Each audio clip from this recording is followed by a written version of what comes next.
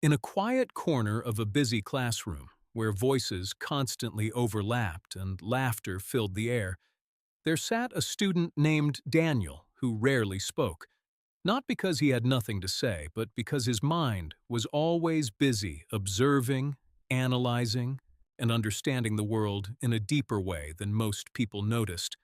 And while others rushed to fill silence with words, Daniel had learned that silence itself carried meaning.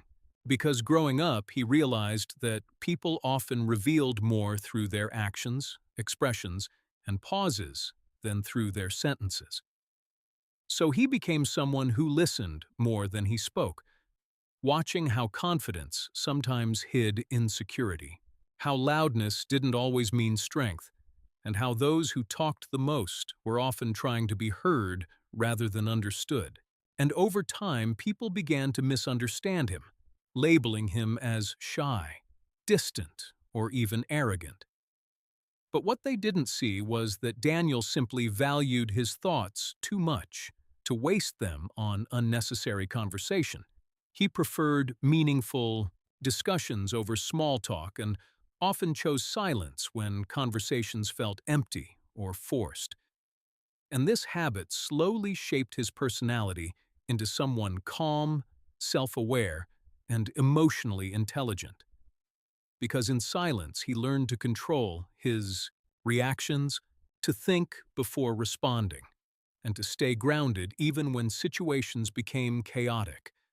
And while others reacted instantly with emotion, Daniel would pause, reflect, and respond with clarity, which made his words rare but powerful.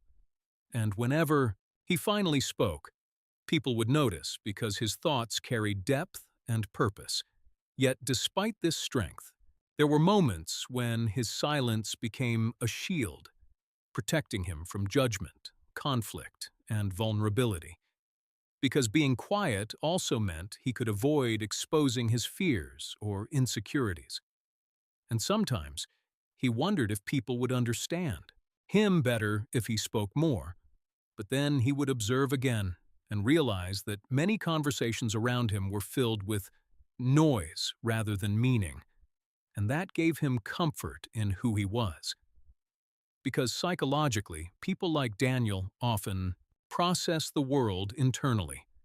They recharge in solitude, think deeply before expressing themselves, and value authenticity over attention, which makes them appear reserved but actually gives them a strong inner world.